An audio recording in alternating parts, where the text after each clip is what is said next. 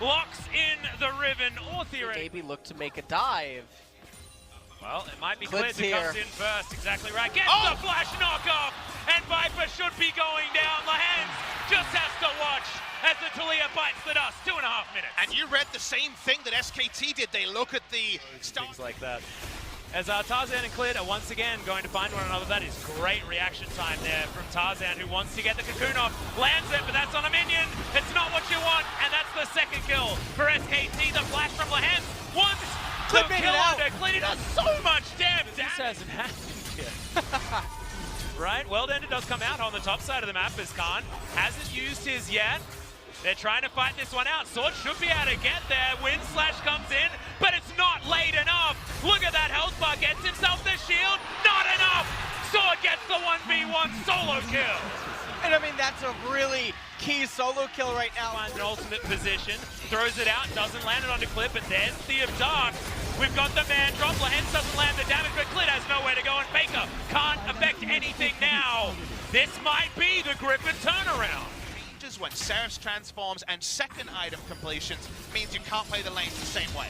Well, that's going to be the knockup. That's going to be the stun. There's so much CC, but the seismic shove isn't enough. Aftershock is there for Faker, remember, and they turn it completely on its head. Sword is doing a lot of damage. Flid has to flash to get out. Worldender probably not going to be enough here to save Sword's life. Gets the flash. Umbral Dash gets him out of there. Flash forward from Faker, though. Avoids and destroys as SKT turn it around. Classic Faker eyes.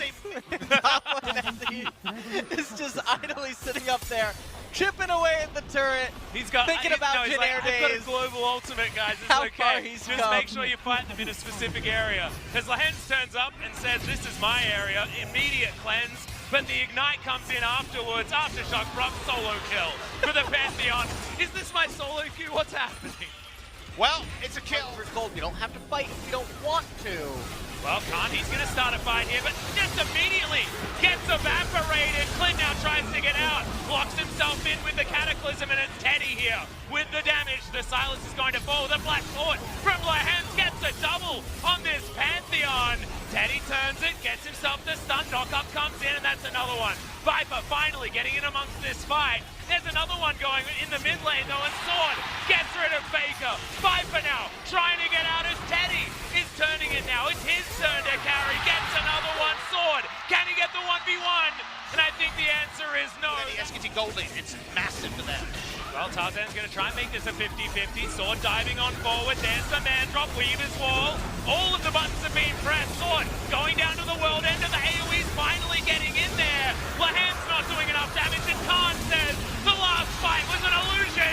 This is a double kill. Make it a triple as Toby tries to get out and just finds the backhand of an Ezreal. And maybe 2018's an illusion because SKT is too durable, too tanky, and Griffin are too slow to the fight. As surprising as that is, Kobe's helping, not helping enough. Teddy wasn't there to start the fight, so Griffin says, well, comments they have in the post-game interview. Yeah, well, feels like it at the moment. 8,000 gold is the lead, but what is the lead that Griffin were able to overcome against Harmor Life earlier on in the season? I don't want to call it over until it's over, gentlemen. Well, it certainly feels like it. It's over. Well, Griffin is still going to try and find it here. Mandrop comes down. Repel is up. Lahens finds the flash, jumps onto Teddy, but Teddy's out of there. Can he create enough distance as Chovy has locked down Marta, but is it actually going to be enough? Wow. Khan gets in, has himself the triple knockup, dives forward. It's going to be Teddy that grabs that first kill for SKT, and now Khan is just sweeping this one under the rug. It's all too much. Faker finally gets himself one of these in these team fights, and Viper has nowhere he can be on the map. It felt like I was looking at Ghosts of Christmas Past and what this game could have been. Yeah. They outnumbered, it was the perfect play, but there's just too much gold on SKT. That's called smacking him with your wallet, Papa Smithy. As True Shot Barrage not going to work. The Vipers still for a long time.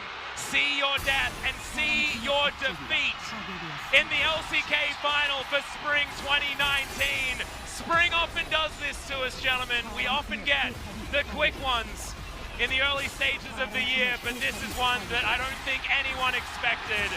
SKT 3-0 over Griffin after to their incredible first round robin.